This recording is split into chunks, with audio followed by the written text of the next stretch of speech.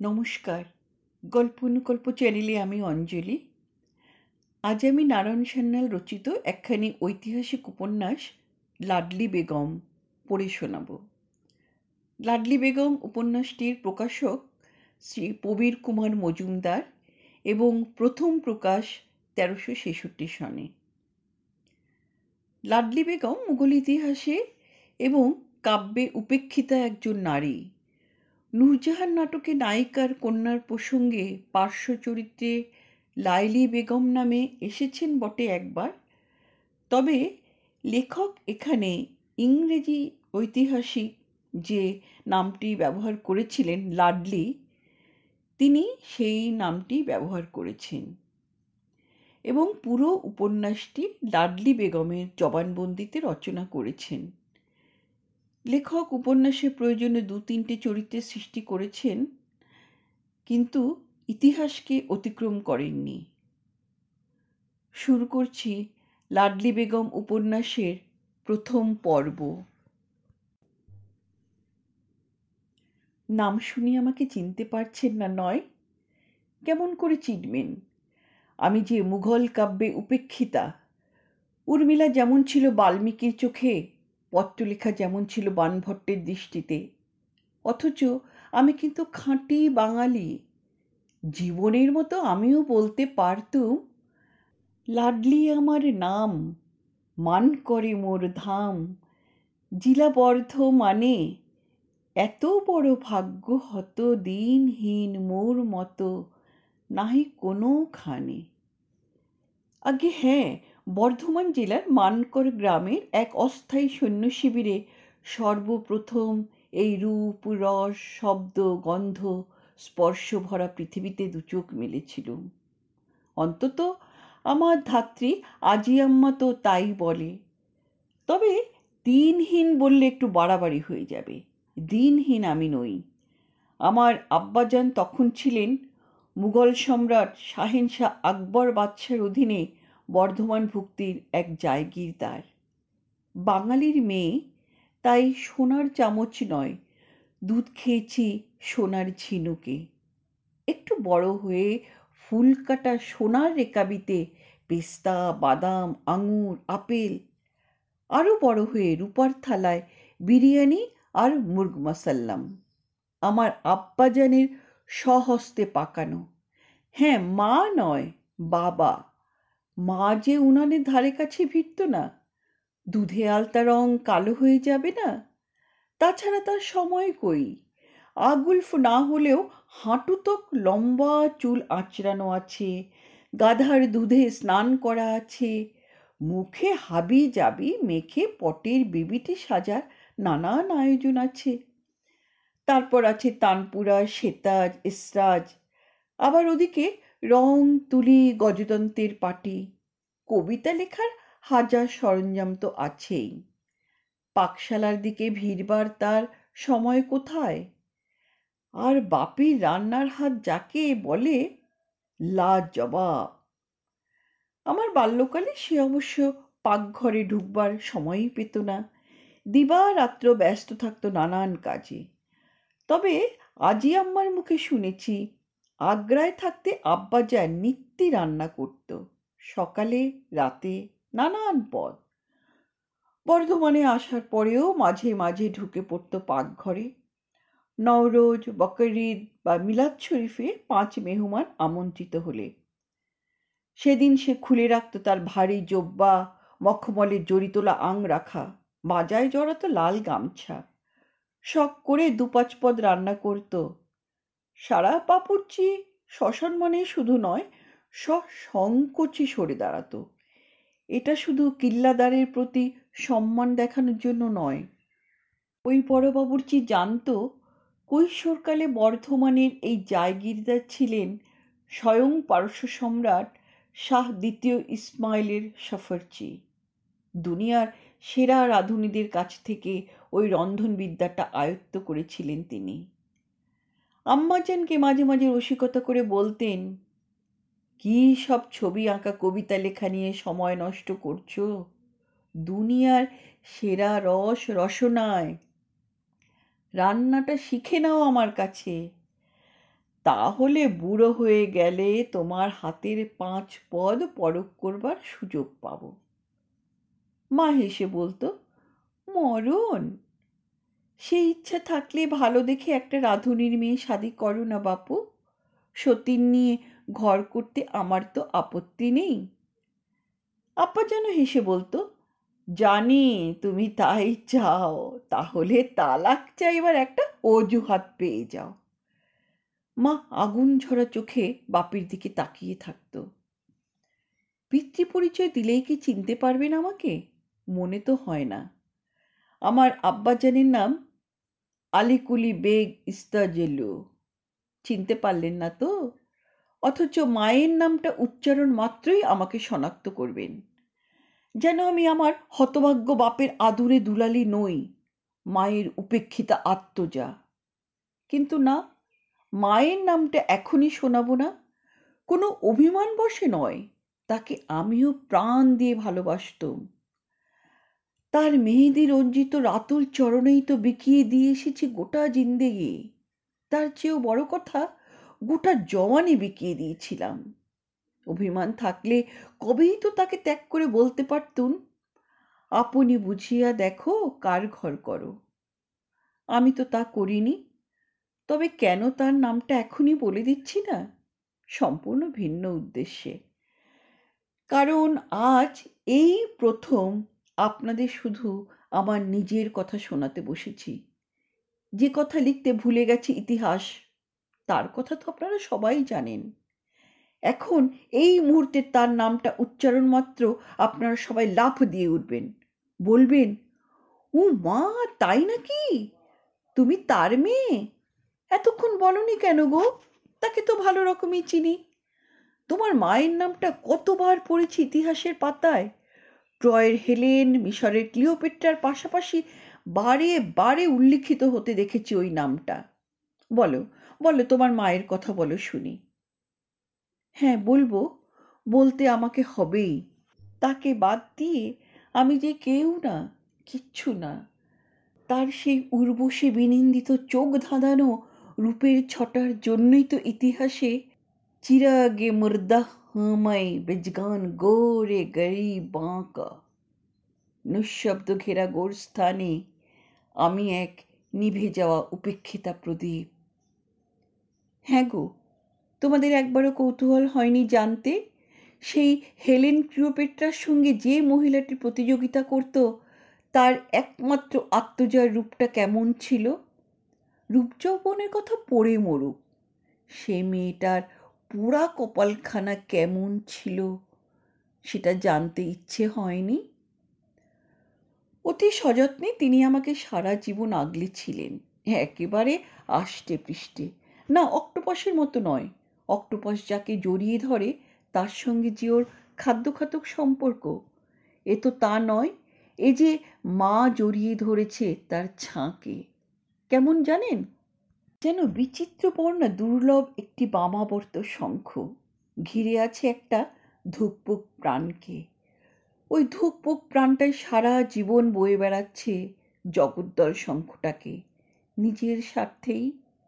কারণ ওই কঠিন বর্মটা না থাকলে প্রাণটা মুহূর্তে মুছে যাবে। অথচ মজা হচ্ছে এই যে, ওই অপরূপ শঙ্খটার আলিম্পন চাতুর্যেই দর্শক হয় মুগ্ধ, বিমোহিত। আমিও আমার মায়ের মহব্বতে মাতোয়ারা হয়েছিলাম, না হয়ে উপায় নেই। তাকে দেখলে আর চোখ ফেরানো যেত না। লক্ষ্মী ঠাকুরটির মতো নয়, তিনি ছিলেন ধীর বিজুলি, চোখ ঝলসে যেত। দুধে আলতা রং কল্পনা করা যায়, কিন্তু হীরকখণ্ডের মতো গাত্রবর্ণ থেকে চোখ ধাঁধানো আলোর দুটি বার হচ্ছে, কল্পনা করতে পারেন? তার যখন 50 বছর বয়স, তখনও তার গাত্রচর্মে এক তিলও কুঞ্চন রেখা দেখিনি। তিনি সে অর্থে ছিলেন যাকে বলে অনন্ত যৌবনা। তন্নি শিখরী দশনা, পক্কবিম্বাধরা, মধ্যক্ষেমা, কিন্তু শ্যামা নন, তপ্ত কাঞ্চন বর্ণা। রোদে কাঁসার থালা থেকে যেমন আলো ঠিকরোয়, ঠিক সেরকম। চোখের মণি দুটি কালো নয়, ঘন ভ্রুর নিচে একজোড়া আশ্চর্য চোখ। মণি দুটি সূর্যোদয়ের আগে পশ্চিম আকাশের মতো সুনীল। মাথার চুল ছিল ঢাকাই মসলিনের মতো নরম, আর পার্বত্য ঝর্ণার মতো থাকে থাকে ছোট ছোট ঢেউ তুলে কাঁধের উপর ভর দিয়ে নিতম্ব পর্যন্ত বিস্তৃত। সবচেয়ে আশ্চর্য ছিল তার হাসিটি। যখন হাসতেন, ওই দেখুন, মিছেই দোষ দিচ্ছিলুম আপনাদের। মায়ের কথা উঠলে আজও আমার সব ভুল হয়ে যায়। না, মা নয়, আব্বাজানের কথা শোনাই আগে। পারস্য রাজ্য থেকে ভাগ্যান্বেষণে এসেছিলেন এই হিন্দুস্তানে, ঠিক যেমন আর কয়েক দশক আগে এসেছিলেন আমার দাদামশাই মির্জা গিয়াসউদ্দিন মোহাম্মদ বেগ, সস্ত্রীক এবং সপুত্র। শুনেছি ওই পথেই নাকি আমার মায়ের জন্ম। তা নিয়ে কতই না অলৌকিক কাহিনী। আমার দিদিমার যখন সন্তান জন্মালো, আহ, বারে বারে শুধু মা আর মা। কি যেন বলছিল? হ্যাঁ, আব্বাজান। আব্বাজান সেই খাইবার পাশ দিয়ে এসে পৌঁছলেন হিন্দুস্তানে। প্রথমে এসে উঠলেন মুলতানে, প্রায় নিঃস্ব। সম্পদ বলতে একখানা তলোয়ার আর নিজের হিম্মত। মুঘল সৈন্যদলে নাম লেখালেন তিনি। সেখানে তার সঙ্গে দেখা হয়ে গেল সম্রাট আকবরের সেনাপতি আব্দুর রহিম খান খানানের। তার নাম নিশ্চয়ই শুনেছেন। শিশু আকবরের অভিভাবক বৈরাম খাঁর পুত্র আব্দুর রহিম খান খানান। আকবরের নবরত্ন সভার এক অমূল্য রত্ন। আকবর তো নয়, সেলিমের গৃহশিক্ষক, মহাপণ্ডিত।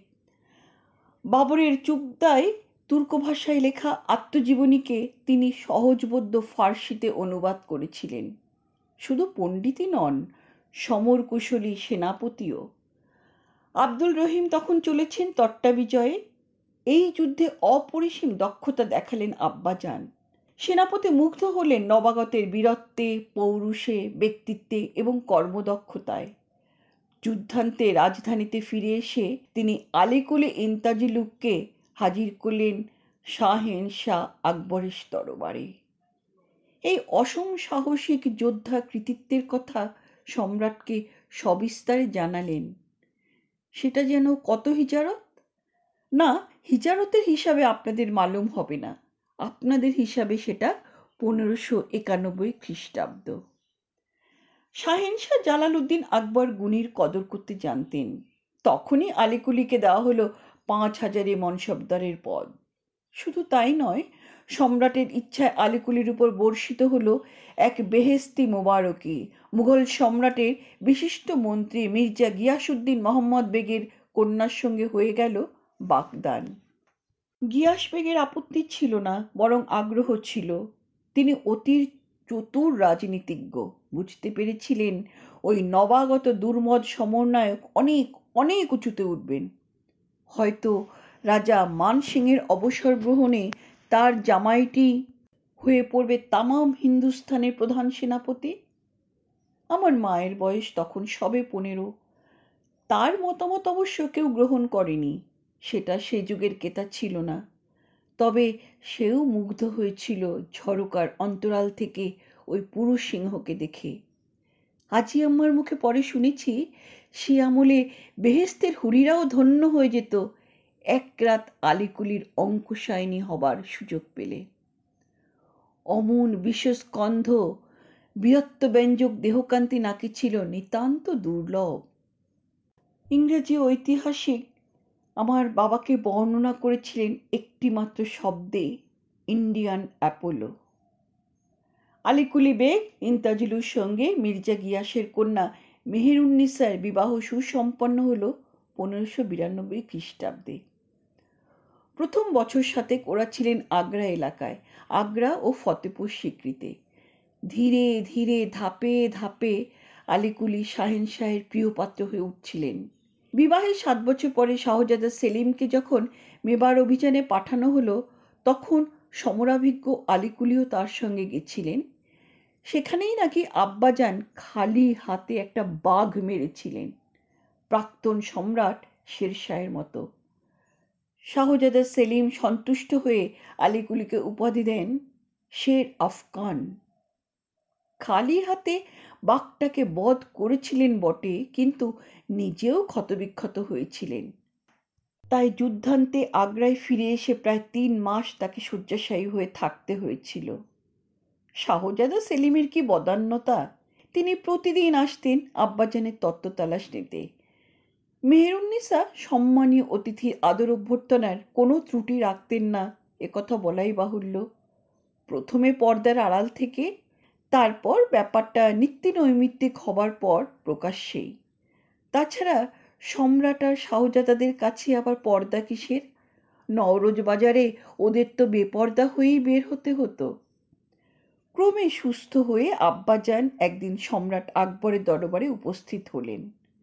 সম্রাট ও রোগ মুক্তিতে আনন্দ প্রকাশ করলেন, রসিকতা করে বললেন, তুমি বড় বেরসিক আলীকুলি, এত তাড়াতাড়ি ভালো হয়ে উঠলে কি করে? আমি রোজই ভাবি তোমার তত্ত্ব তালাশ নিতে যাব, সময় করে উঠতে পারি না। আলীকুলি কুর্নিশ করে বললেন, বান্দার দুর্ভাগ্য যে বাদশার পতধূলি পড়ল না আমার গরিবখানায়। বান্দার দোষ নেই। না না, দোষ তো তোমার নয়, দোষ ওই খানদানি বদনটার। আর বাঘেই কিছু করতে পারল না, অসুখে কি করবে? কথা সেটা নয়, আমি তোমার মঞ্জিলে যেতে চেয়েছিলাম অন্য কারণে। শুনেছি তোমার শাশুড়ি আশরাফি বেগম খুব ভালো ফিরনি বানান, নাকি বলো মির্জা গিয়াস? মির্জা গিয়াস মাথা ঝুঁকিয়ে বললেন, এমন কথাটা প্রকাশ্যে বলবেন না জাহাপনা, এমনিতেই তার গরবে মাটিতে পা পড়ে না। কবে কখন আপনার ওয়াক্ত হবে বান্দাকে জানিয়ে দেবেন, ফিরনি তৈরি থাকবে। ওয়ার্না আলীকুলি আমার গরিবখানায় থাকে না, ও আছে নিজের ডেরায় জাহাপনা। ও তাই নাকি? তাহলে সেখানেই আমার যাওয়া উচিত ছিল। আলীকুলি পুনর্বার কুর্নিশ করে জানায়, আপনি স্বয়ং না এলেও শাহজাদাকে তো নিত্য পাঠিয়েছেন, সংবাদে নিশ্চয়ই পেতেন। শাহজাদা? কোন শাহজাদা? কই, আমি তো... শাহজাদা সেলিম। উনি প্রতিদিন সন্ধ্যায় আমার তত্ত্ব তালাশ নিতে যেতেন। দরবারে যে চিহ্নিত স্থানে যুবরাজ সচরাচর অধিষ্ঠিত থাকেন, সেদিক পানে আকবর একবার তাকিয়ে দেখলেন। আসনটা শূন্য। একটা দীর্ঘশ্বাস পড়ল তার। সেলিম প্রতিদিন রোগীর তত্ত্ব তালাশ নিতে যেত? কই, কোনো দিন তো সে কথা বলেনি। এমনকি এই তো সেদিন সেলিমের উপস্থিতিতে উনি মির্জা গিয়াসের কাছে জানতে চেয়েছিলেন আলীকুলি কেমন আছেন। তখনও তো শেখু বাবা কিছু বলেনি। তৃতীয়বার অভিবাদন করে আলীকুলি দাখিল করলেন তার মর্জি। সম্রাটের অনুমতি হলে তিনি মুঘল রাজধানী ত্যাগ করে সুদূর বঙ্গদেশে গিয়ে রাজকার্যে আত্মনিয়োগ করতে ইচ্ছুক। আকবর তাজ্জব বললেন, তার 43 বছরের বাদশাহীকালে জীবনে এই প্রথম শুনছেন কোনো বুর্বক আগ্রা ফতেপুর সিক্রির বিলাস ব্যসন ত্যাগ করে স্বেচ্ছায় সেই সুদূর বঙ্গদেশে নির্বাসিত হতে চাইছে। পেশমন লুৎফুন্নেসাকে যে প্রশ্নটা করেছিল, আগ্রায় কি মানুষ নাই যে চুয়ারের দেশে যাইবে, প্রায় সেই ধরনের কি একটা প্রশ্ন করতে গিয়েই থমকে গেলেন সম্রাট। কি একটা পূর্ব কথা স্মরণ হলো তার, যার সঙ্গে সদ্যশ্রুত বার্তাটার একটা যেন গুহ্য সম্পর্ক আছে। গম্ভীর হয়ে বললেন, এ তো অতি উত্তম প্রস্তাব। রাজা মানসিংহ সেখানে গেছেন কতলু খাঁকে শায়েস্তা করতে। কলিঙ্গ তো আমাদের হাতছাড়া। তাছাড়া 12 ভূঁইয়াদের অত্যাচারও একেবারে নির্মূল হয়নি। রাজা মানের জন্য কিছু সৈন্য পাঠাবার কথাই ভাবছিলাম। ঠিক আছে, তুমিই সেখানে যাও তোমার বাহিনী নিয়ে। তা তোমার পরিবার? শাহেনশাহের মুবারকি হলে আমি সপরিবারেই সেখানে যেতে চাই। বাদশাহ যেন প্রত্যাশিত উত্তরটাই শুনলেন। স্বেচ্ছা নির্বাসনের এটাই তাহলে মূল হেতু। না হলে প্রকাশ্য দরবারে বাদশাকে মাঝপথে থামিয়ে দিয়ে অশিষ্টাচরণ করবার মতো লোক তো আলীকুলি নন। লোকটা মরিয়া হয়ে পড়েছে। শাহজাদা সেলিম জঙ্গলের সামান্য বাঘ নয় যে গলা টিপে মারতে পারে। লোকটা জরু নিয়ে পালাতে চায়।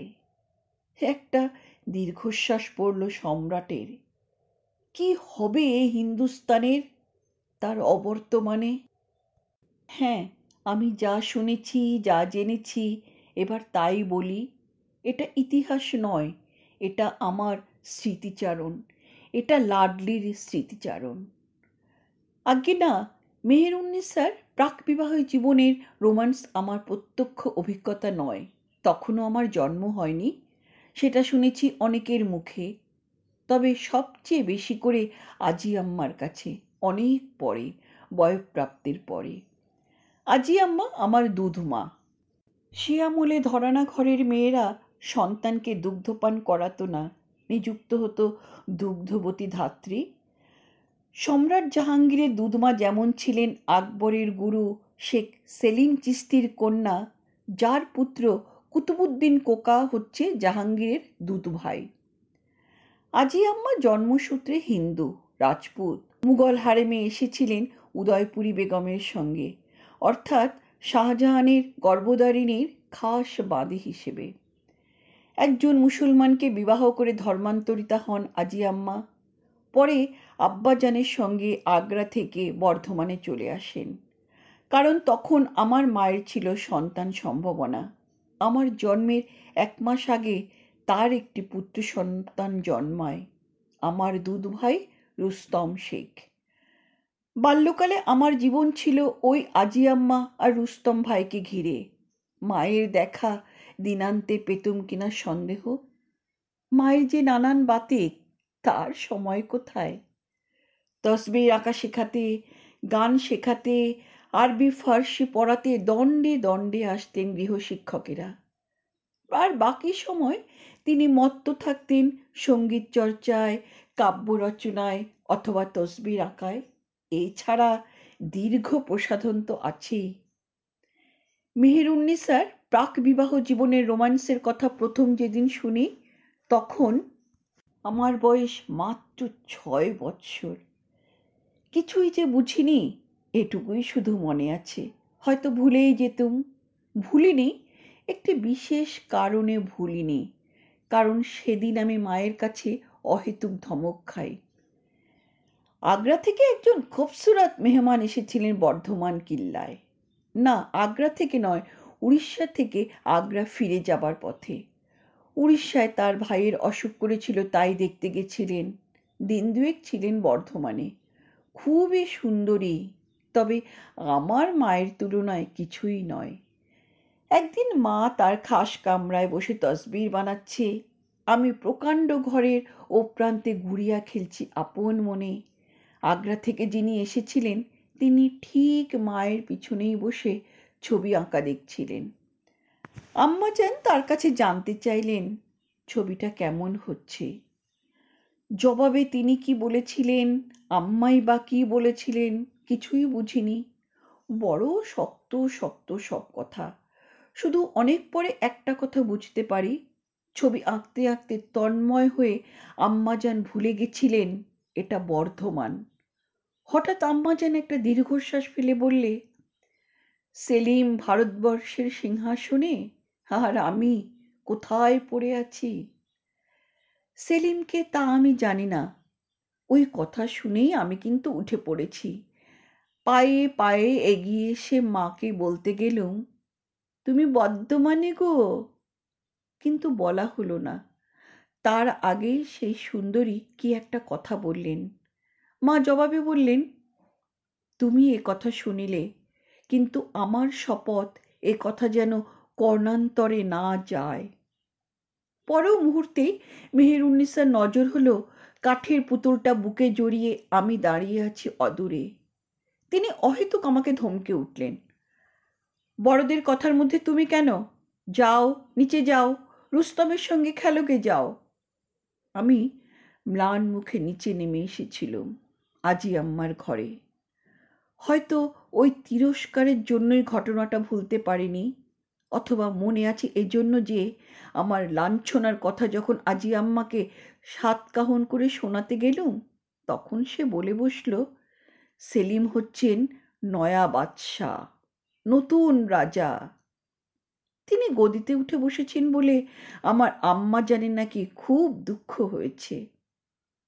আমার আরও গুলিয়ে গেল, কে কোথায় বাদশা বনেছে তাতে আমার আম্মা জানে দুঃখ হতে যাবে কেন?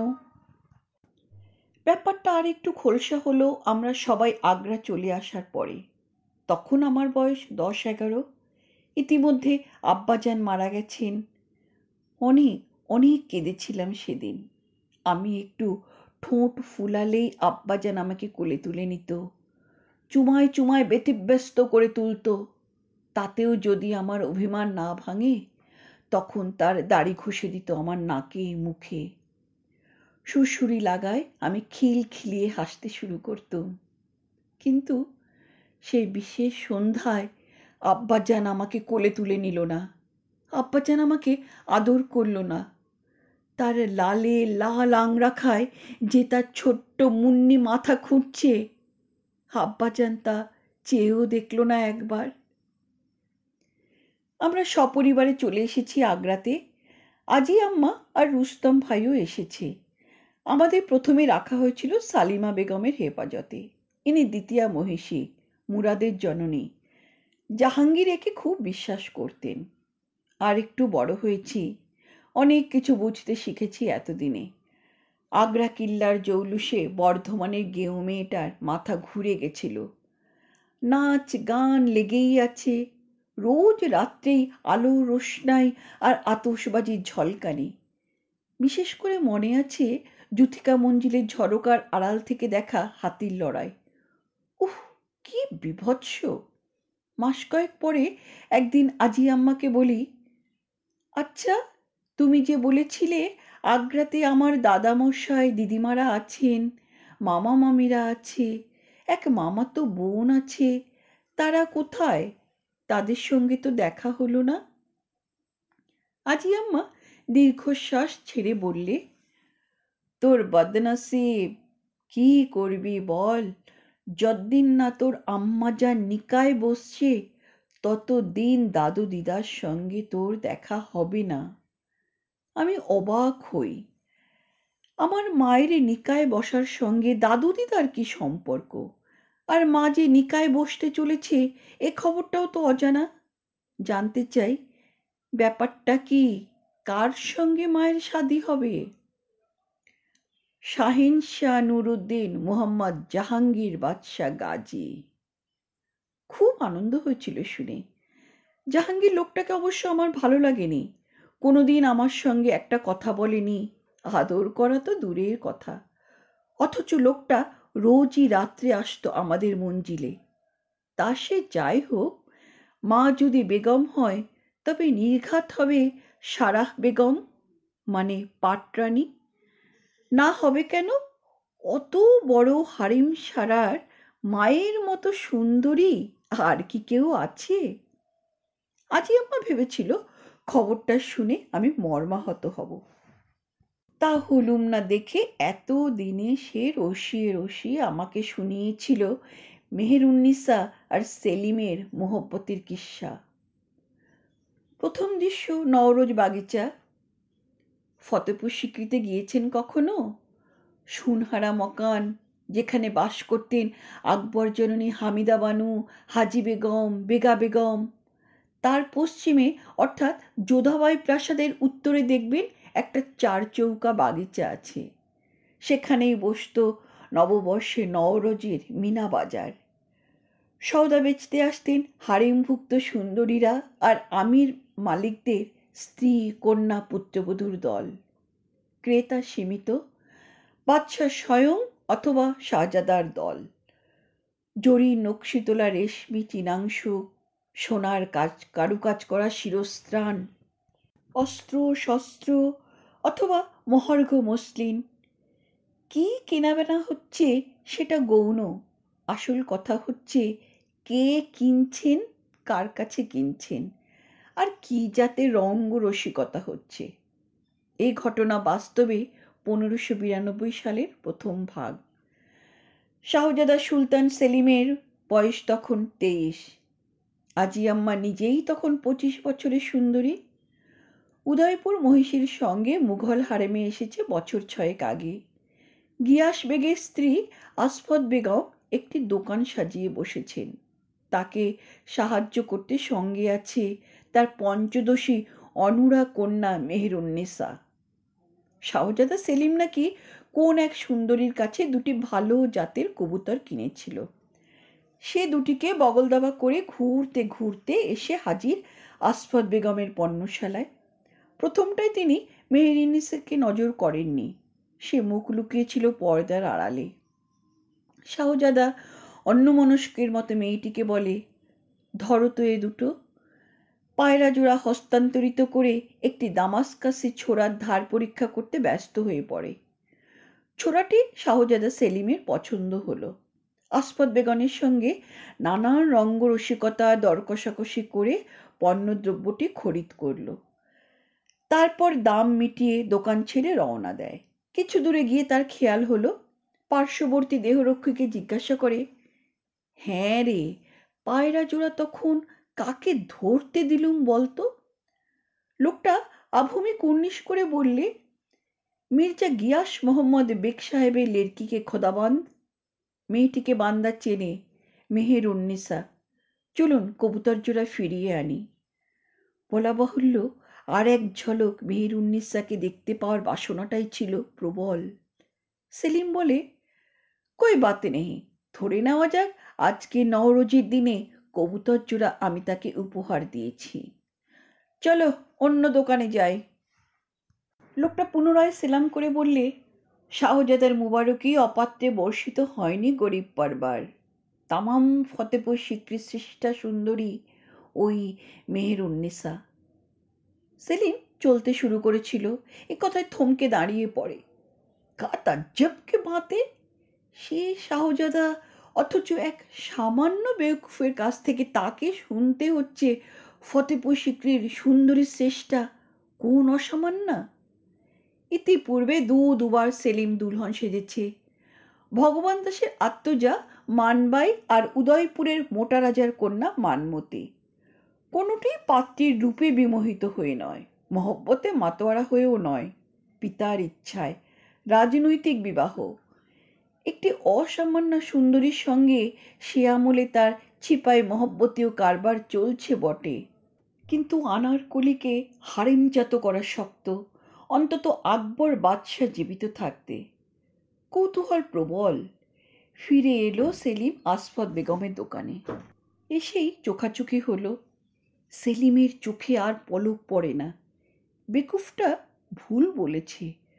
ও শুধু ফতেপুর সিক্রির নয়, শুধু তামাম হিন্দুস্তানের নয়, এই দুনিয়ার অদ্বিতীয়া সুন্দরী নূরজাহান, জগতের আলো। হঠাৎ লক্ষ্য হলো, মেয়েটি একটিমাত্র কবুতরকে নিজের বুকের উপত্যকায় চেপে ধরে নত নেত্রে নিশ্চুপ দাঁড়িয়ে আছে, আর মায়ের ভর্ৎসনা শুনছে। ছি ছি ছি ছি, শাহজাদার গচ্ছিত সম্পত্তি। সেলিমকে দেখে আসফত বেগম সসংকোচে কি যেন কৈফিয়ত দিতে এগিয়ে এলেন। এক দৃষ্টিতে সে দেখছিল নূরজাহানকে। বললে, এ কি, দুটো পায়রা দিলাম, এখন দেখছি একটা, বাকিটা কোথায় গেল? যেন তানপুরায় কেউ ঝংকার দিল। নত নেত্রে মেয়েটি বললে, উড় গায়ে। উড় গায়ে कैसे? সেলিমের সকৌত প্রশ্ন। মেয়েটি অম্লান বদনে হস্তধৃত কবুতরটিকে নীল আকাশের দিকে উড়িয়ে দিয়ে বিশ্ববিজয়িনীর হাসি হেসে বলে, ऐसे। পরদিন শাহজাদা সেলিম এলো হামিদা বানু বেগমের মহলে, অর্থাৎ ঠাকুমার কাছে। আকবরী মহিষী নন, আকবর জননীই তখন হারাম সারাহ, অর্থাৎ হারেমের মধ্যমণি। সসংকোচে তার আর্জিটা দাখিল করল। প্রস্তাবটা ক্রমে কানে উঠল বাদশাহ আকবরের। সেলিম নাকি মির্জা গিয়াসের আত্মজাকে বিবাহ করতে ইচ্ছুক। সম্রাট বিরক্ত হয়ে বললেন, এ শরম কি বাতে, সেলিমকে কি কেউ জানায়নি যে মির্জা গিয়াসের কন্যা বাগদত্তা? কে একজন সাহস সঞ্চয় করে বলে, শাদি তো হয়নি বাদশাহ, বাদশাহ হুকুম করলেই। কিন্তু এমন বেকানুনি হুকুমই বা কেন করব আমি? সেলিমকে বলো শাহজাদার উপযুক্ত ব্যবহার করতে। এ কি, এটা কি? পরের বাগদত্তা বধূ তো পরস্ত্রী। সেলিমের গর্দানের উপর ছিল একটাই মাথা, নিচু হলো সেটা। সম্রাট আকবরের দেহ সেকেন্দা মকবরাতে শুইয়ে দিয়েই জাহাঙ্গীর কুতুবুদ্দিন কোকাকে পাঠিয়ে দিল বঙ্গাল মুলুকে। কাজটা ঘোরতর অন্যায়। প্রাক্তন সম্রাট আকবরের স্পষ্ট নিষেধ ছিল। ইতিমধ্যে মেহেরুন্নিসা শাদী হয়ে গেছে, মেহেরুন্নিসা সন্তানবতী। হয়তো মানসিংহ বাধা দেবেন, তাই সবার আগে তাকে বদলি করা হলো বঙ্গদেশ থেকে বিহারে। কুতব বঙ্গদেশে উপনীত হয়েই সর্বপ্রথম কর্তব্য হিসাবে ডেকে পাঠালো জায়গিরদার শের আফগনকে, মেহেরুন্নিসার স্বামীকে। শের আফগন সন্দেহ করেননি এমন একটা ব্যাপার ঘটতে পারে, তাই একাকী এসেছিলেন রাজপ্রতিনিধির সুরক্ষিত শিবিরে। সে সন্ধ্যায় কি ঘটেছিল ইতিহাস জানে না, আমিও জানি না। আমার আন্দাজ কুতব কোকা শের আফগনকে দুটি বিকল্প প্রস্তাবের যে কোনো একটিকে বেছে নিতে বলেছিল। হয় মেহেরুন্নিসাকে তালাক দিয়ে মান ছেড়ে জান নিয়ে টিকে থাকো, অথবা মেহেরকে আঁকড়ে থাকার মূর্খামিতে মান রাখো জান দিয়ে। শের বেনির সঙ্গে মাথাটাও দিয়েছিলেন।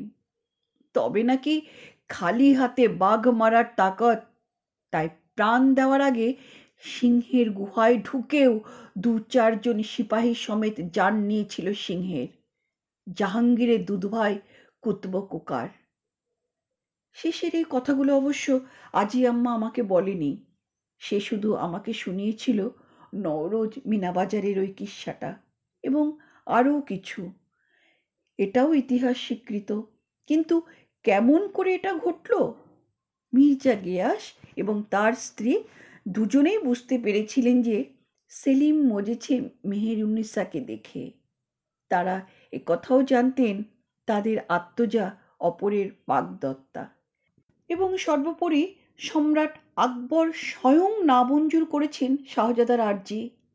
তাহলে সেক্ষেত্রে ওই নওরোজের ঠিক পরেই সেলিমকে সাড়ম্বরে স্বগৃহে ওরা আমন্ত্রণ করলেন কেন? মেহেরুন্নিসার সঙ্গে তখনও আলীকুলি শের আফগনের বিয়ে হয়নি। গিয়াস সেলিমকে নিজের বাড়িতে একদিন সাদর নিমন্ত্রণ জানালেন। সবাই বসে আছেন, সামনে ফেনোচ্ছ্বসিত রক্তিম পানীয়, রক্তিম আভা সকলের মুখে। উৎসবের শেষে গিয়াস বেগের ইঙ্গিতে উৎসব মণ্ডপে একে একে প্রবেশ করলেন বাড়ির মেয়েরা, নিমন্ত্রিত অভ্যাগতারা। মেহেরুন্নিসার স্বচ্ছ গাত্রাবরণে আচ্ছাদিত সুঠাম দেহ, শঙ্খ শুভ্র মুখ, কুঞ্চিত কেশদাম। মেহের গান ধরলেন, মেহের নাচ করলেন, নাচের লীলায়িত ভঙ্গিমায় দোলা লাগলো সেলিম জাহাঙ্গীরের মনে। মানছি স্বচ্ছ গাত্রাবরণ, নাচ গান হয়তো কাহিনীকারের কল্পনা, কিন্তু সেলিমের সামনে আলীকুলির বাগদত্তাকে ওভাবে উপস্থাপিত করার মূল প্রেরণাটা কি? তার চেয়েও বড় বিস্ময়, মেহমানদের ভিতর একটি প্রত্যাশিত বিশেষ নাম খুঁজে পাওয়া গেল না কেন? ওদের হবু দামাদ আলীকুলি বেগ ইন্তাজিলু। শুনতে খারাপ লাগবে, কিন্তু একটাই জবাব। মেহেরুন্নিসা চরিত্রে যেটা সবচেয়ে বড় অভিশাপ, তার সর্বগ্রাসী আকাশচুম্বী ক্ষমতা লিপ্সা, সেটা সে লাভ করেছিল উত্তরাধিকার সূত্রে। সুযোগ পেলে গিয়াস বেগ তখন নিজেই ওই দুষ্কর্মটা করে বসতেন, যেটা করতে গিয়ে প্রাণ দিল কুতুবুদ্দিন কোকা। রাতের আধারে আলীকুলির পাঁজরে একখানা চোরাগোপ্তা আমূল বিদ্ধ করে দেওয়া। তাহলেই তার কন্যা নিশ্চিতভাবে হয়ে যেত ভবিষ্যৎ ভারত সম্রাজ্ঞী।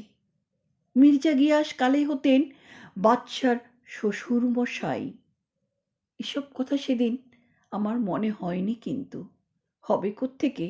আমার বয়স তখন মাত্র 10-11, আর তাছাড়া আজি আম্মার কাছ থেকে আমি তো সবটা সেদিন শুনিনি। আমার আব্বাজানের মৃত্যুর হেতুটা তাও তো জানতাম না। আগেই বলেছি, আমি খুশি হয়েছিলুম শুনে যে আমার মা সারা বেগম হতে চলেছে। ভুল বুঝবেন না আমাকে। যে যুগের কথা, তখন মেহেজবিন শব্দটার অর্থ বিধবা নয়, তার অর্থ অপুনর্ধবা, অর্থাৎ আনরিম্যারিড। অধবা থেকে সধবা এবং তারপরে বিধবা নয়, অপুনর্ধবা। তাই পরদিনই আমি নাচতে নাচতে গিয়েছিলুম মায়ের খাস কামরায়। মায়ের গলাটা জড়িয়ে ধরে বলি, মা গো, তুমি নাকি সারা বেগম হবে মা? কোথাও কিছু নেই, মা ঠাস করে এক চড় কষিয়ে দিল আমার গালে। প্রচণ্ড ধমক দিয়ে উঠল, লজ্জা করে না বেশরম? যে তোর বাবাকে খুন করলো তাকে নিকা করতে বলিস? আর যে বলে বলুক, তুই কোন পোড়া মুখে এ কথা বলিস? বিশ্বাস করুন, আমি কাঁদিনি। এই 11 বছরের জীবনে সেই প্রথম মায়ের হাতে চড় খেলুম, কিন্তু আমার চোখে জল আসেনি। আমি বজ্রাহত হয়ে গেছিলুম। ধীরে ধীরে সব কুয়াশা সরে গেল। সব কথা বুঝতে পারি এতদিনে, সব সব কথা। ইচ্ছা করছিল ছুটে চলে যাই বর্ধমানে, সেই ছোট্ট অনাদৃত কবরটাকে আঁকড়ে ধরে বুক ফাটা কান্নায় ভাসতে পারি। কিন্তু এখানে, এই বন্দিশালায় আমি কাঁদব না। মনে পড়ে গেল একটি বিশেষ সন্ধ্যার কথা। তখন আমার বয়স বছর 6। আগ্রা কিল্লার সেই সুন্দরী মেহমান যেদিন শুনিয়ে গেলেন আকবর বাদশার এন্তেকাল হয়েছে, সেলিম বাদশা বনেছে, তার পরের দিনটাই হবে বোধ হয়। আব্বাজান সারা দিনমান কাহাঁ কাহাঁ মুলুক ঢুঁড়ে সন্ধ্যাবেলা বাড়ি ফিরেছে। বসেছে কিল্লার ছাদে একটা চবুতরায়। বসন্তকালের শেষ, মিঠে মিঠে দক্ষিণা বাতাসে আম্র মুকুলের গন্ধ। আব্বাজানের শামওয়াক্তে নামাজ খতম হয়েছে, বসেছে একটা গদিমোড়া কেদারায়। আমি আব্বার কোলে, রুস্তম শান বাঁধানো মেঝেতে। মা একটু দূরে মাদুর পেতে বসেছে, তানপুরায় প্রিং প্রিং করছে। সান্ধ্য প্রসাদন শেষ হয়েছে মায়ের। পিঠের উপর খোলা চুল, খোঁপা বাঁধেনি, পরেছে একটা আসমানি রঙের ঢাকাই মসলিন। ভারী মিঠে একটা গন্ধ ভেসে আসছে মায়ের দিক থেকে। বাবা আমাদের গল্প বলছিল, তার ঝুলিতে অনেক অনেক কিস্সা। আরব্য রজনীর গল্প, বাবুর বাচ্চার দিগ্বিজয়, মায় হিন্দুদের কিস্সাও। কিন্তু আমি আর রুস্তম বারে বারে শুনতে চাইতুম একটা বহুবার শোনা গল্প, মেবারের জঙ্গলে একটা চিতাবাঘ শিকারের কাহিনী, বিলকুল খালি হাতে। আব্বাজান অঙ্গভঙ্গি করে রীতিমতো অভিনয় করে দেখাতো কিভাবে গুড়ি মারা বাঘটা হালুম করে বাবার উপর ঝাঁপিয়ে পড়ে। বহুবার দেখা নাটক, তবু প্রতিবারই বাবার ওই হালুম শুনলেই আঁতকে উঠতুম আমি। বাবাও আমোদ পেত ওই হালু বংশটা 2-3 বার শোনাতো। তারপর দেখিয়ে দিত বাঘনখ পড়া আঙুল দিয়ে সে কেমন করে খুবলে নিয়েছিল বাঘের চোখ জোড়া। আর তারপর মল্লযুদ্ধ, অন্ধ ব্যাঘ্র শাবক আর নিরস্ত্র শের আফগান। কাহিনী শেষাশেষি বাবাকে গায়ের কুর্তাটা খুলতে হতো। ওর বাঁ কাঁধে সেই ক্ষতচিহ্নটায় তার মুন্নি চুমু না খাওয়া পর্যন্ত গল্পটা শেষই হতো না। কিন্তু সেদিন সেই অবাক সন্ধ্যায় ব্যাঘ্র হত্যাতে আসর ভাঙল না। বাবার বাঁ কাঁধে চুমু দিয়ে আমি বেমক্কা একটা প্রশ্ন পেশ করে বসি, তুমি দুনিয়ার কোনো বাক্যেই ডরাও না, না বাবা? আব্বাজান দাড়িটা চুলকুলো কিছুক্ষণ, যেন ভাবছে। একবার আর চোখে দেখেও নিল সঙ্গীত মন্নার দিকে। তারপর বললে, একটা বাঘ ছাড়া। আমি তো তাজ্জব, আব্বাজান ডরাবে এমন বাঘ দুনিয়ায় পয়দা হয়েছে নাকি? চোখ পিটপিট করে জানতে চাই, কোন জঙ্গলে থাকে সেই হতভাগা বাঘটা? আগ্রার জঙ্গলে। জানিস মুন্নি, চিতরে ওই বাঘটাকে খতম করে আমি যখন আগ্রায় ফিরে এলুম, তখন তো আমি বিছানা ছেড়ে উঠতে পারি না। নড়তে পারি না, চড়তে পারি না, সারা গায়ে ক্ষত। আর তখন সেই আগ্রা জঙ্গলের লোভী বাঘটা সুযোগ বুঝে রোজ আসতো আমাদের বাড়িতে। সাঁঝের ঝোঁকে ঘুর ঘুর করতো, ছোঁক ছোঁক করতো। ভিতরে ঢুকতে পারতো না? পারতো রে, পারতো। তোর আম্মাজান দোর খুলে দিত যে। সেটা তো বনের বাঘ নয়, মনের বাঘ। প্রচণ্ড ধমক দিয়ে আম্মা থামিয়ে দিয়েছিল আব্বাকে। যন্ত্রটা তুলে নিয়ে দুম দুম করে ছাদ থেকে নেমে গেছিল। আর আমার আব্বাজানের ছাদ ফাটানো অট্টহাসি, বিশাল সে অট্টহাসি। 4 বছর পরে এত দিনে সেই অট্টহাসির অর্থ বুঝতে পারি। আগ্রা জঙ্গলে সেই ছোঁক ছোঁক বাঘটার চেহারা যে স্পষ্ট দেখতে পেলুম আমি, যে তোর বাপকে খুন করলো। সারা রাত কেঁদেছিলুম আমি। সে রাফকনের মৃত্যু, তা সে যেভাবেই হোক, আর মেহেরুন্নিসার দ্বিতীয় বিবাহের মধ্যে সময়ের ফারাক 4.5 বছর। এ কয় বছরে আমার মায়ের যে মানসিক পরিবর্তন, তা অবিশ্বাস্য। তার চরিত্রে অনেকগুলি দোষগুণ, যাই বলো, প্রচণ্ড প্রেরণা ছিল। সর্বগ্রাসী ক্ষমতা লিপ্সায় তার মধ্যে প্রধান। এছাড়া ছিল সংকল্পে অটুট থাকার দৃঢ়তা, কূটবুদ্ধি, প্রতিহিংসা পরায়ণতা আর বশীকরণ মন্ত্রটা।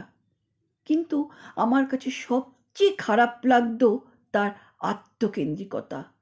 দুনিয়ায় সে শুধু চিনত নিজেকে। স্বার্থ, স্বার্থ, ব্যক্তিগত স্বার্থের জন্য নূরজাহান সব কিছু করতে পারত।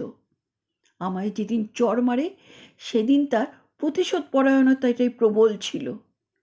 মেহেরুন্নিসা এই দুনিয়ায় শুধু একজনকেই ভালোবেসেছিল। যারা বলে মেহেরুন্নিসা ভালোবেসেছিল সে রাফকনকে, সারাটা জীবন তার জন্য মনে মনে গুমরে গুমরে কেঁদেছে, তারা ভুল বলে। যারা বলে নূরজাহান ভালোবেসেছিল জাহাঙ্গীরকে, তারাও ভুল বলে। জাহাঙ্গীর নূরজাহানের প্রেম আকাশ কুসুম। মেহেরুন্নিসা শুধু ভালোবেসেছে একজনকে, নূরজাহানকে।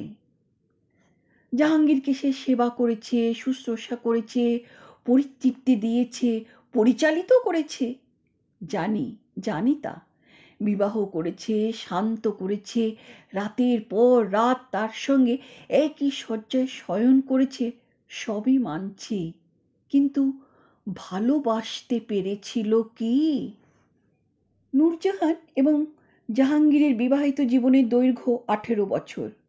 নূরজাহান 35 বছর বয়স থেকে তার 51 বছর বয়স পর্যন্ত।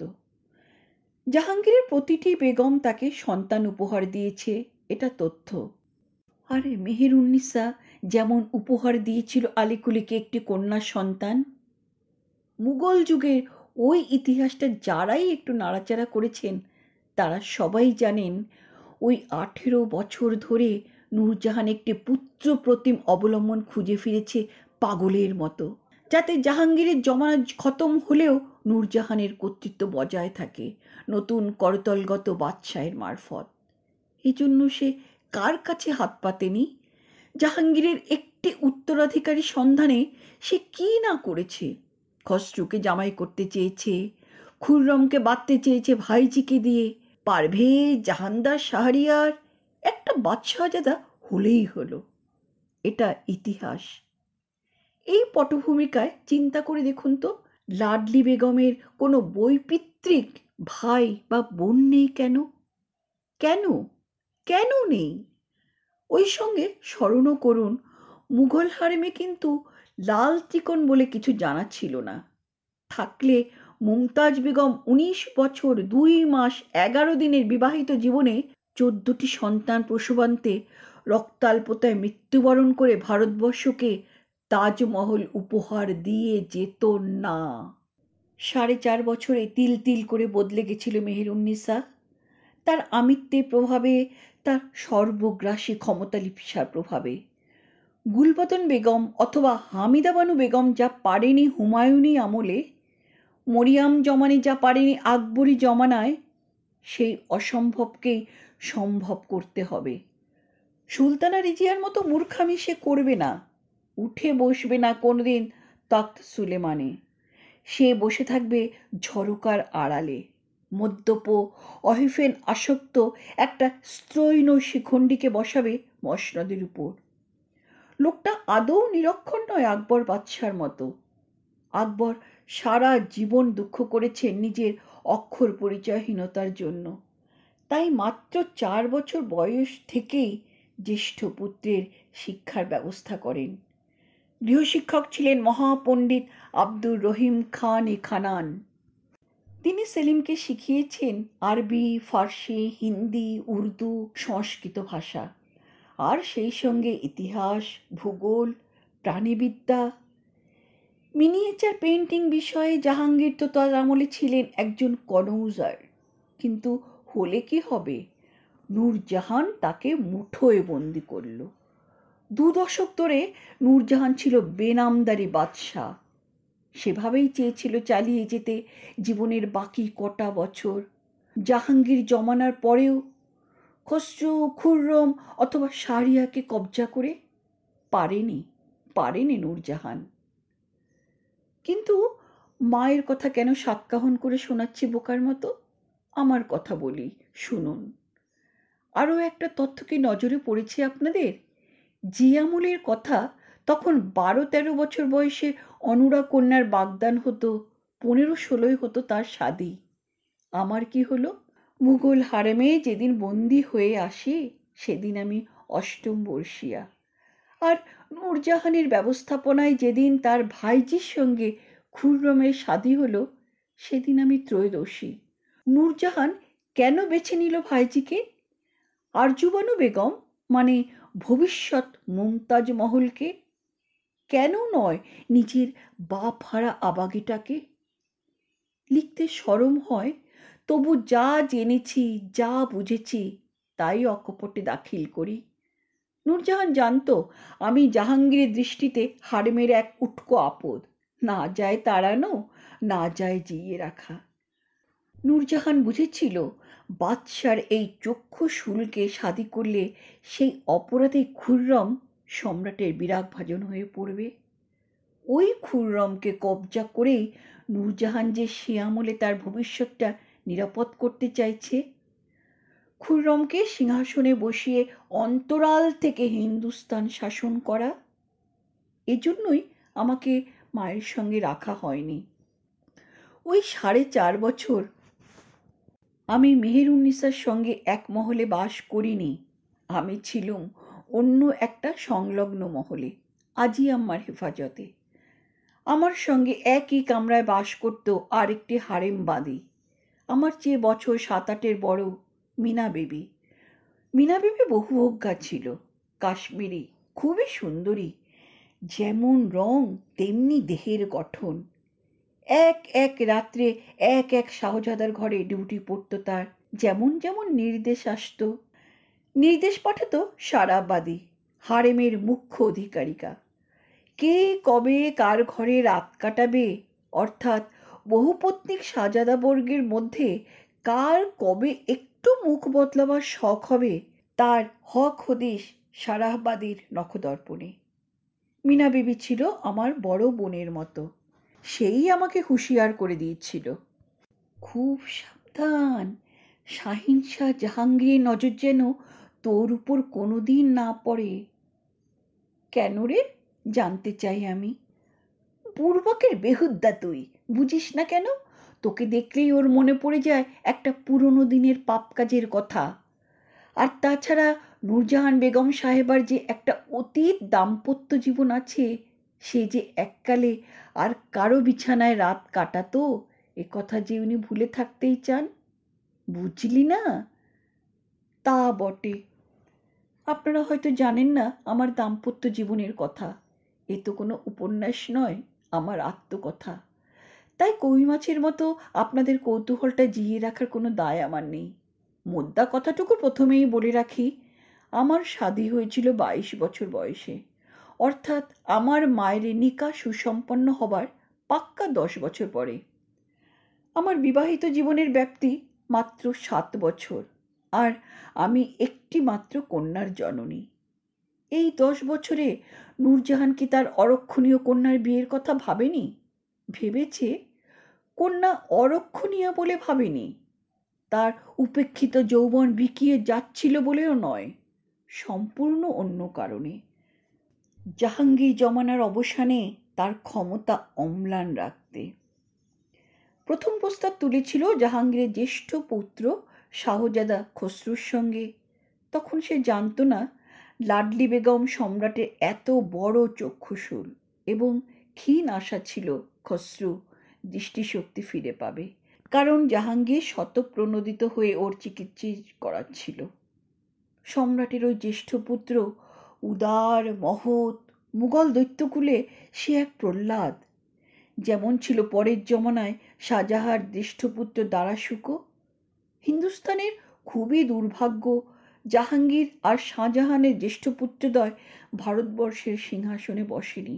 বসলে মুঘল সূর্য অত শীঘ্র অস্তমিত হতো না, কারণ ওরা দুজনেই ছিলেন মহামহিম জালালউদ্দিন আকবরের প্রকৃত উত্তরসূরি। ওরা দুজনেই অন্তর দিয়ে বুঝেছিলেন ভারতবর্ষ একা হিন্দুর নয়, ভারতবর্ষ একা মুসলমানেরও নয়, হিন্দু মুসলমানের মিলিত শক্তিই ভারতবর্ষ। খসরুর সঙ্গে আমার শাদী হলো না, হেতুটা শুনলে আপনারা হাসবেন, হয়তো বিশ্বাসই করতে চাইছেন না, কিন্তু এ আমার গল্প কথা নয়, ঐতিহাসিক তথ্য। সেই আজব হেতুটা হলো এই, খসরু এক পত্নীত্বে বিশ্বাসী। নারীর যদি একসঙ্গে একাধিক স্বামী থাকা বেশরমি, তবে নরেরও একাধিক পত্নী বেয়াদপি। নরনারীর প্রেম একমুখী না হলে তা তো স্বর্গীয় হয় না, এই ছিল খসরুর বিশ্বাস। উনি যেহেতু ইতিপূর্বে উজির খাঁ আজিমের কন্যার পানিপীড়ন করেছেন, তাই তিনি দ্বিতীয়বার দ্বার পরিগ্রহে অশক্ত। এমন দৈত্যকুলের প্রহ্লাদ যে মুঘল জমানায় তখ্ত সুলেমানে আসীন হতে পারবে না, এ তো জানা কথাই। আমার যখন 22 বছর বয়সে শাদী হলো, তার আগে আমার মামাতো বোন 1.5 বছরের বড় আরজুবানু বেগম 8বার গর্ভিণী হয়েছে। জাহানারা, দারাশুকো থেকে ঔরঙ্গজেব, মুরাদ সবাই জন্মগ্রহণ করেছে, কিন্তু আমার শাদীর কথা পরে। পরিবর্তন কি একা মেহেরুন্নিসারই হয়েছিল, তার মেয়ে লাডলি বেগমের হয়নি? এমন আজব কথাটা বলবো না যে হয়নি। জাহাঙ্গীর হারেমের একান্তে নূরমহলের অদূরে অন্তেবাসী যে বন্দিনী 8 বছরের বালিকা বয়স থেকে অষ্টাদশী হয়ে উঠল, তার দৈহিক ও মানসিক পরিবর্তনটাও অনিবার্য। পहिले বদরি সম পুন নবরঙ্গ, দিনে দিনে অনঙ্গ আগোরালো অঙ্গ। দর্পণে নিজ প্রতিবিম্বের দিকে তাকিয়ে অবাক হয়ে যেতুম। আমার চতুর্দিকে কামনা বাসনার হরি খেলা হচ্ছে, শুধু আমি পড়ে আছি একান্তে। রঙ্গমঞ্চের কেন্দ্রবিন্দুতে দাঁড়িয়ে আমি যেন এক অচ্ছুত দর্শক। হারেমে শাহজাদারা আছে, আরও 5 জন গণ্যমান্য পুরুষের যাতায়াত আছে, কারো প্রকাশ্যে, কারো গোপনে। মদন মন্দিরে কে কখন কার নায়িকা, কে কখন কার নায়ক, তা বোধ করি রতি মদনেরও হিসাবের বাইরে, এমনকি নিষিদ্ধ সম্পর্কের ক্ষেত্রেও। শুধু এক দুর্লভ ব্যতিক্রম এই লাডলি বেগম। নূরজাহানকে ডরায় না এমন মানুষ তখন তামাম হিন্দুস্তানে নেই, তাই তার মেয়ের দিকে সাহস করে কেউই হাত বাড়ায় না। আর আমি নিজেও ছিলাম একটু লাজুক প্রকৃতির, নিজে থেকে হাত বাড়িয়ে দেওয়ার কথা ভাবতেও গায়ে কাটা দিত। আমি কেমন দেখতে ছিলাম মাফি কিয়া যায়, ওটা আপনারা কল্পনা করে নিন। আপনারা তো জানেনই যে আমার আব্বাজানকে দেখে ইংরাজ ঐতিহাসিক লিখেছিল ইন্ডিয়ান অ্যাপোলো, আর আমার মা শুধু বলবো তার নাম নূরজাহান। এই অভাগের রূপের পরিচয় হিসেবে সেটুকুই যথেষ্ট নয় কি? আপনারা হয়তো বিশ্বাস করতে চাইবেন না, কিন্তু আল্লাহর নামে শপথ নিয়ে বলছি, সেই অনাদৃতা মুঘল হারেমের বন্দিনী নূরজাহান দুহিতা তার 18 বছর বয়সেও জানত না পুরুষ মানুষের ঠোঁটে চুমু খেলে সারা দেহে কি জাতের শিহরণ হয়। জানত না মানে প্রত্যক্ষ অভিজ্ঞতায়। পরোক্ষ জ্ঞান তার কিন্তু টনটনে, কৌতূহল যে প্রচণ্ড। আর সেটা যে স্বাভাবিক একথা নিশ্চয়ই মানবেন। আমার জ্ঞানের ভাণ্ডার নিত্যি বেড়ে যেত মীনাবহিনীর কল্যাণে। আজই আমার নজর এড়িয়ে সে আমাকে শোনাতো তার মুখরোচক অভিসার কাহিনী, তার প্রতি রাত্রির নিরাবরণ দৈহিক অভিজ্ঞতা। আমার নিঃশ্বাস ঘন হয়ে আসতো, শরীরের উত্তাপ যেত বেড়ে। আমি শুধু বলতুম, তারপর তারপর। মীনাবহিনের মতো অনেক অনেক সুন্দরী ছিল হারেমে। হিন্দুস্তানের কাহাঁ কাহাঁ মুলুক থেকে তাদের এনে গুদামজাত করা হয়েছে। সারাহবাদীর ভাষায় এরা হচ্ছে বেওয়ারিশ হুরি, অর্থাৎ তার গুদাম ঘরের ফ্রিল্যান্সার। এছাড়া প্রতিটি শাহজাদা নিজস্ব হারমে নিজস্ব সারাহবাদীর তত্ত্বাবধানে সঞ্চিত আছে অসংখ্য যৌবনবতী উপপত্নী। তারা অপরের মহলে রাত কাটাতে যেতে পারে না, পালা করে যেতে হয় একই শাহজাদার শয়নকক্ষে। মীরাবহিনরা সে জাতের নয়। এরা বহিরাগত মেহমানদেরও খিদমত করে। সবাই গান জানে, নাচতেও জানে, আর জানে রতিকলা। শাহজাদাদের উপপত্নীর সংখ্যা সীমিত, মাত্র কয়েক শত। তাই মাঝে মাঝে এদের তলব পড়ে। যখন চেনা মুখ দেখে দেখে শাহজাদারা বেদিল হয়ে পড়ে, তখনই তলব পড়ে। মীনাবহিনের বিচিত্র অভিজ্ঞতা, প্রায় সব কয়জন শাহজাদার ঘরেই রাত কাটিয়েছে সে। এমনকি জাহাঙ্গীর যখন শাহজাদা সেলিম, তখন তার ঘরেও। সে অভিজ্ঞতাও সাড়ম্বরে শুনিয়েছিল আমাকে। তখন নাকি ওর বয়স মাত্র 13। ভীষণ যন্ত্রণা হয়েছিল ওর, উপায় নেই, সহ্য করতে হয়েছিল। সেই ওর প্রথম পুরুষ সহবাস। ও বলতো, গোটা আগ্রা কিল্লায় একটি মাত্র লোকের ঘরে সে রাত কাটায়নি। খসরু, এক পতিত্বের বুড়বাকিতে যে অন্ধের বেহদ্দ। অনেক দিন পরে একদিন মীনাবিবি বলেছিল, সবচেয়ে ভয় হয় যখন শাহজাদা খুররমের ঘরে ডাক পড়ে। আমার কৌতূহল ততক্ষণে তুঙ্গে। নিঃসন্দেহে শাহজাদা খুররম আগ্রা কিল্লার সবচেয়ে সুদর্শন। বহুবার তাকে দূর থেকে দেখেছি। তখনও সে আমার ভগ্নিপতি হয়নি, মানে আরজুবানু বেগম, ভবিষ্যৎ মমতাজ মহল, তাকে শাদী করেনি। তার মানে এ নয় যে খুররম অবিবাহিত। কান্দাহার রাজকুমারীর পাণিগ্রহণ করেছে সে ইতিমধ্যে। আমি জানতে চাই, খুররমকে এত ভয় কেন? ও যে দারুণ উর্বর, তার ঘরে এক রাত কাটিয়ে এলেই ব্যাস তলপেট তরমুজ বলে খিলখিল হাসি। সে হাসিতে আমার রক্তে আগুন ধরে যেত, কান মাথা ঝাঁ ঝাঁ করত। মিনা বলতো, পারভেজ বা জাহানদারকেও সামলানো শক্ত, কিন্তু আমি তো কায়দাটা জানি। সন্ধে থেকেই মদ গেলায়, 2-4 পত্র টেনেই ওরা মাতাল হয়ে পড়ে। মাতাল হলে তো আরো ভয়ের কথা। দূর পাগলি, মাতাল হলে আর ভয় নেই। একাত্তু চটকি করতে করতেই ঘুমে ঢলে পড়ে। আর খুররম, সে মদ খেয়ে মাতাল হয় না। অন্য সময় খায় কিনা জানি না, কিন্তু ভারী হুঁশিয়ার সে। ও সময় সে এক ফোঁটা মদ খাবে না। তার সঙ্গিনী যদি খেতে চায় তাতে আপত্তি নেই, আর সেই জন্যই শয্যার সঙ্গিনীকে ঠিক মতো তৈরি করে নিতে জানে। আমার তো মনে হয় ওই জন্যেই যেই ওর ঘরে শুতে যায় তারই পেট। আমি বাধা দিয়ে বলি, ঠিক মতো তৈরি করে নাও মানে? খিলখিল করে হেসে ওঠে মীনাবহিন, বলে, ন্যাকা, কিছুই বুঝিস না যেন। না, তা তুই একদিন যা না খুররমের মহলে। যাবি? যা, এক পিঠ তরমুজ খেয়ে আয়। গুড়গুড় করে উঠত বুকের মধ্যে। মুখে বলতো, দূর মুখ পুরি। সবচেয়ে মজা হয় যেদিন শাহজাদার শাহরিয়ার ঘরে ডাক পড়ে। জানিস তো, বেচারির বউ নেই, নেহাতি বাচ্চা ছেলে। শাহজাদা কিন্তু বউ জোটেনি, ওর নিজস্ব হারেমও নেই। মাঝে মাঝে আমাদের মধ্যে কেউ কেউ যেতে বাধ্য হয়। সারাবাদী রাগারাগি করে, কিন্তু কেউই যেতে রাজি হয় না।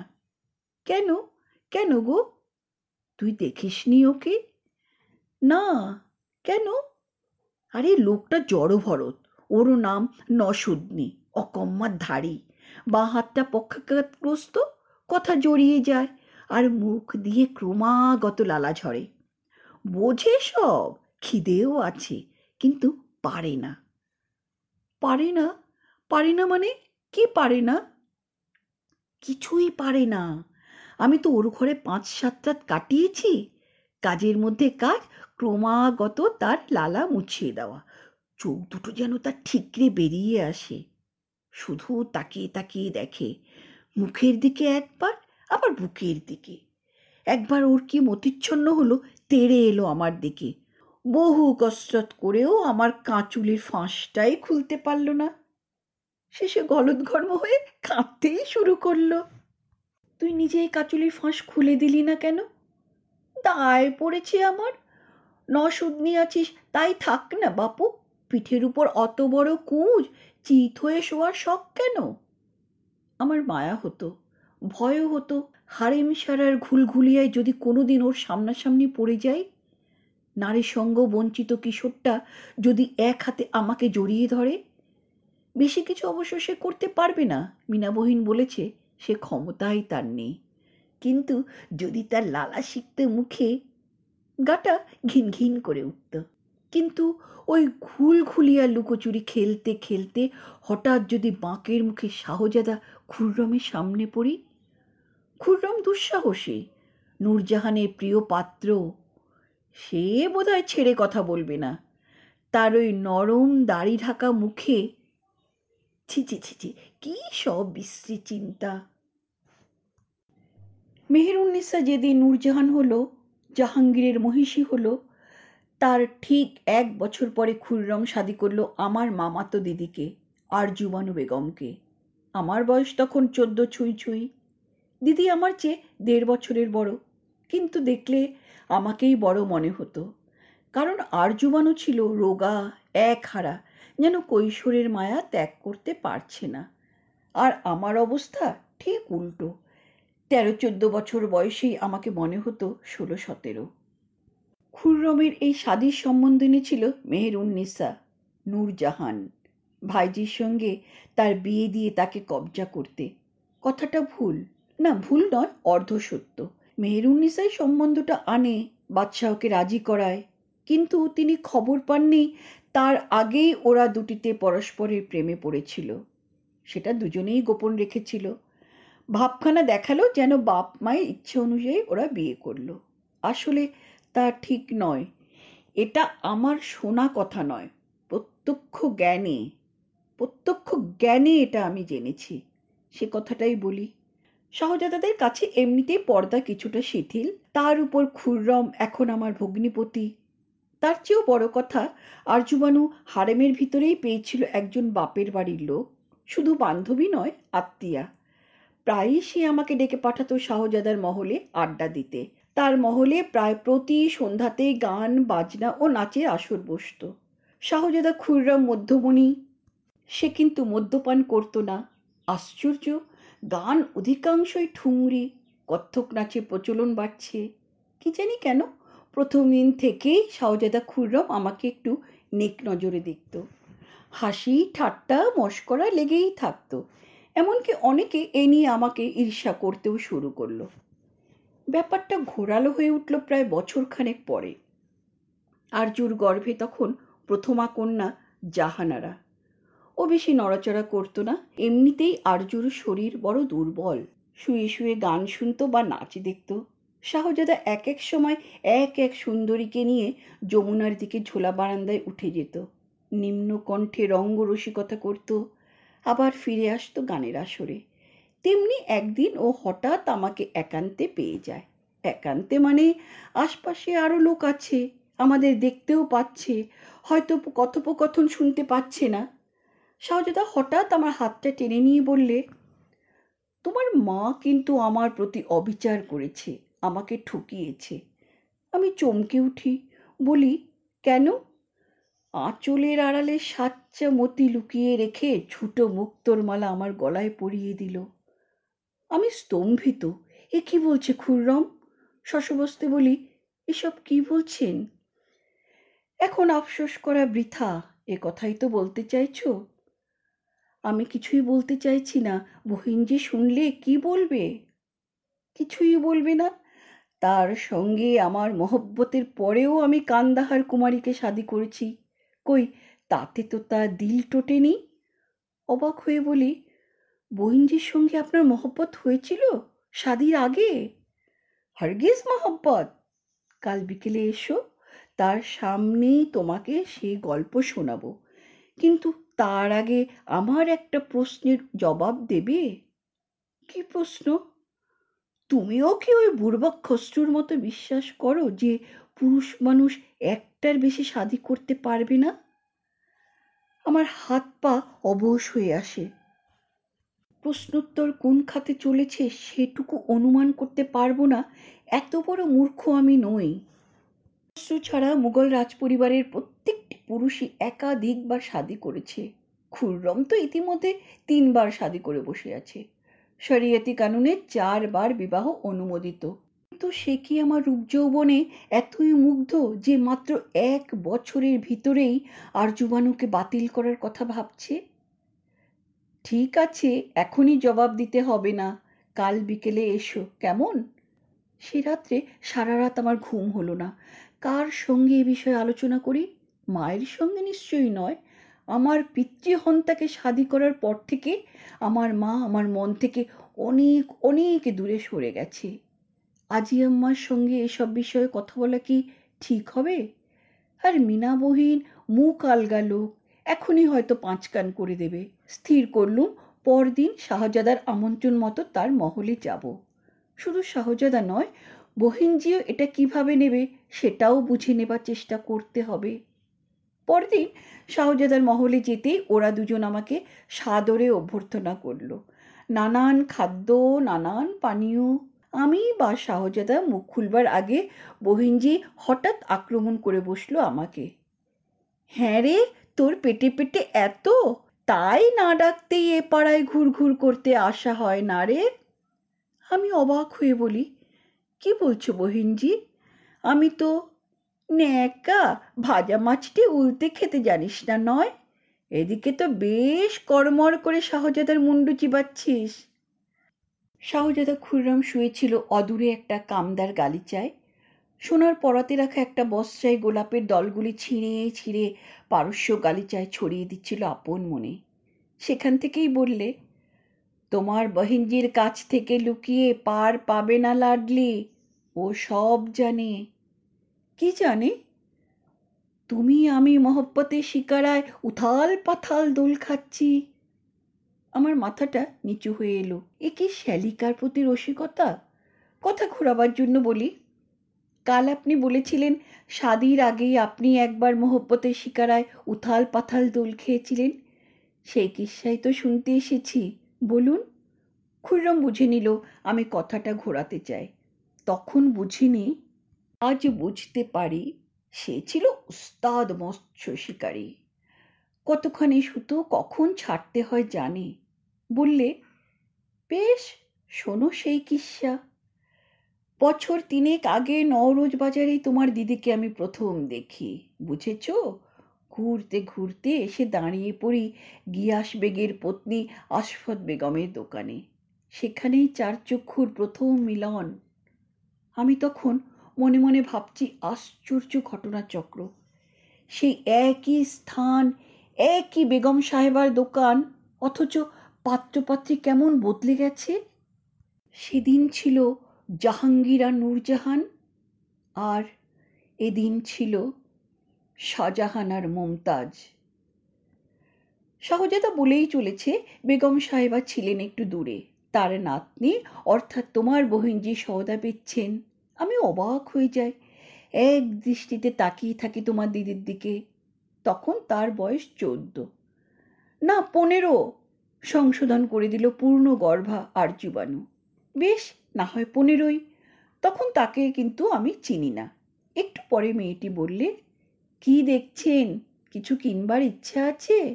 আমি তাড়াতাড়ি ওর মেঝ থেকে একটা কাঁচখণ্ড হাতে তুলে নিয়ে বলি, এই নকল হীরাটার দাম কত? তোমার দিদি মুখ লুকিয়ে হাসল, বললে, ওটা বরং থাক, আপনি অন্য কিছু পছন্দ করুন। আমি জানতে চাই, কেন, এটার কি দোষ হলো? এটা তো চমৎকার নকল হিরে। আর্যবানু বললে, ওটা আপনাকে বেচবো না। আমি ধমকে উঠি, বেচবে না? তাহলে সাজিয়ে রেখেছো কেন? আমার বিশ্বাস হয় না। মহিনজিকে বলি, সত্যি কথা? তুমি তাই বলেছিলে বেচবে না? না, আর্যবানু বলে, বেচবো না তা তো বলিনি, আমি শুধু বলেছিলাম আপনাকে বেচবো না। আমি জানতে চাই, স্বয়ং শাহজাদাকেই যদি না বেচো, তাহলে তামাম দুনিয়ায় তুমি খরিদ্দার পাবে কোথায়? আরজু বললে, তোমার ভগ্নিপতিও সেই কথা বলছিল। তার জবাবে আমি তাকে বলেছিলুম, খরিদ্দার এখনই আসবেন, খোদ শাহেনশাহ। তিনি সাচ্চা জহুরি, ইমান ইনসাফের মালিক। এক নজরে বুঝতে পারবেন এটা নকলি নয়, আসল হিরে। শাহজাদার দিকে ফিরে বলি, সত্যি তাই? তাই, তাড়াতাড়িতে ভুল হয়েছিল আমার, ওটা ছিল আসল হিরে। তাহলে বাক যুদ্ধে হার হলো আপনার? শাহজাদা অট্টহাস্য করে ওঠে, বলে, অত সহজে খুররম হার মানে না। নিজের ভুলটা বুঝতে পেরেই আমি অন্য একটা চাল চালি। বলি, এটা যে সাচ্চা হিরে তা তোমার শাহজাদাও জানে, কিন্তু তুমি এত জানো আর এটুকু জানো না যে সাচ্চা কমল হীরের পাশাপাশি রাখলে সব হীরেকেই নকল বলে মনে হয়। পশারিনীর জৌলুসেই তো তার হাতের হীরে জ্যোতি হারিয়েছে। শাহজাদা তারপরেও অনেক কথা বকবক করে গেল। 10,000 আশরফি মূল্য দিয়ে ওই হিরেটি নাকি খরিদ করেছিল। কৌশলে জেনেও নিয়েছিল মেয়েটির পরিচয়। সেদিন থেকেই নাকি ওরা দুজনের প্রেমে মাতোয়ারা। একথা কাকপক্ষীতেও টের পায়নি। এমনকি মেহেরুন্নিসা যখন তার ভ্রাতুষ্পুত্রীর সঙ্গে শাহজাদার বিবাহের প্রস্তাব তুলল, তখন না শাহজাদা না আরজুবানু কেউই স্বীকার করেনি যে তারা পরস্পরকে চেনে। গল্পটা আমার ভালো লাগেনি। আমি শুধু ভাবছিলুম, মাত্র 3 বছর ভিতরেই যার হাতে কমল হিরে কাজ হয়ে যায়, সে কেমন যাতে শাহজাদা। ভেবেছিলুম, কিন্তু চিন্তাটা মনে স্থায়ী হয়নি। কেন হয়নি তখন বুঝিনি, আজ বুঝতে পারি। আমার অভিজ্ঞতার অল্পতা। না, তাও নয়, ওটা বোধহয় বয়সের ধর্ম। আমার একটা মন বলছিল, এ সাচ্চা নয়, এ শুধু আমার রূপ যৌবনের প্রতি শাহজাদার সাময়িক আকর্ষণ। দুদিন পরে ও আমাকেও ঝুটো কাজখণ্ড বলে ঝুঁড়ে ফেলে দেবে। কিন্তু আর একটা মন, যে মনটা এই 15 বছরের ভিতরেও কোনো মুগ্ধ পুরুষের দর্পণে নিজের প্রতিবিম্ব দেখেনি, সে মুগ্ধ হতে চাইছিল। সে পিটুলি গোলাতেও দুধের স্বাদ পেতে চাইছিল। শাহজাদা খুররমের বয়স তখন কত? সামান্যই, বছর 17-18 হবে। কিন্তু এ বিষয়ে সে পাকা খেলোয়াড় হয়ে উঠেছে। আমি তিল তিল করে ওর দিকে আকৃষ্ট হতে থাকি। তবে আমার মনের যে অংশটা বুঝবান, সে সতর্ক হয়ে থাকলো, ধরা দেব না কিছুতেই, যতদিন না শাহজাদা পাকাপাকিভাবে বিবাহের প্রস্তাব করছে। না, তাও নয়, যতদিন না শাদিটা হচ্ছে শাহজাদার সঙ্গে আমার। এলো সেই দিন। খুররম খোলাখুলি জানতে চাইল আমি রাজি কিনা। রাজি থাকলে সে নূরজাহানের দ্বারস্থ হবে। কথাটা সে তুলল আর্যবানুর সম্মুখেই। আমি অবাক হয়ে আর্যবানুর দিকে তাকাই। বহিনজি খিলখিল করে হেসে ওঠে, বলে, মেয়ে মানুষ হয়ে জন্মেছিস, উপায় কি বল? আবার 2 বছর পরে শাহজাদার হয়তো আর কোনো মেয়ের দিকে নজর পড়বে। তখন আজ আমি যা করছি তোকেও তাই করতে হবে। আমি বলি, 2-4 দিন ভেবে জবাব দেব। জবাব আমাকে দিতে হয়নি। 3 পরে এমন একটা ঘটনা ঘটল যাতে সব কিছু গুলিয়ে গেল আবার। সেদিন আজি আম্মা কিল্লাতে ছিল না। ওর ছেলে রুস্তম থাকে কিল্লার বাইরে। সে নাকি আসফ খাঁর বাহিনীতে সৈনিক হয়েছে। ইতিমধ্যে তাকে আর কোনোদিন দেখিও নি, দেখবার সম্ভাবনাও ছিল না। বাইরের পুরুষ কিল্লার ভিতরে আসতে পারত না। সেদিন আজি আম্মা গেছে 1 দিনের ছুটি নিয়ে ছেলের সঙ্গে দেখা করতে। রাত্রে আমরা দুজন পাশাপাশি শুয়েছি, আমি আর মিনা বহিন। আমাদের ঘুম আসছে না। জানলা দিয়ে এক মুঠো জ্যোৎস্না এসে ছড়িয়ে পড়েছে মেঝেতে। হঠাৎ নিজের পালঙ্কে উঠে বসল মীনাবহিন। বললে, লাডলি, তোকে একটা গোপন কথা বলবো, খুব গোপন। আল্লাহর নামে শপথ নিয়ে আগে বল, আর কাউকে বলবি না। আমি বলি, অমন একটা গোপন কথা নাইবা বললে মীনাবহিন? না না, ব্যাপারটা তোকে নিয়ে, তোরই স্বার্থে, কিন্তু জানাজানি হলে আমার গর্দানা যাবে রে। উঠে বসতে হলো, কৌতূহল প্রবল। আমাকে নিয়ে কি কথা? আচ্ছা আচ্ছা, শপথ করছি কাউকে বলবো না। তার আগে বল, শাহজাদা খুররমের সঙ্গে তোর মহব্বতটা কোন পর্যায়ে? মানে? তার সঙ্গে আমার মহব্বত চলছে এমন আজগুবি ধারণা তোর হলো কোত্থেকে? লাডলি, তুই যদি এমন করিস তাহলে কথাটা বলতে রাত কাবার হয়ে যাবে, হয়তো বলাই হবে না। আর কেউ জানে না, কিন্তু আমি সব জানি। আমি জানতে চাইছি, সে যে তোকে শাদি করতে চায় এ কথা বলেছে? বুঝতে পারি ওর কাছে লুকিয়ে লাভ নেই। বলি, হ্যাঁ, পরশু সন্ধ্যাবেলা। আর জুবানু বেগম সাহেবার সামনেই না? তুমি তো সবই জানো দেখছি। না না, সঠিক জানতুম না, আন্দাজ করেছি। তুই কি জবাব দিয়েছিস? আমি হ্যাঁ না কিছুই বলিনি, সময় চেয়েছি। মীনাবহিন উঠে এলো ওর পালঙ্ক থেকে, বসলো আমার বিছানায়। আমার হাত দুটি তুলে নিয়ে প্রায় কানে কানে বললে, তুই রাজি হোসনি লাডলি, কিছুতেই রাজি হোসনি। জান থাকতে নয়, রাজি হবি না কিন্তু। কেন, কি হয়েছে? একটা দীর্ঘ অভিজ্ঞতা শোনালো মীনাবহিন।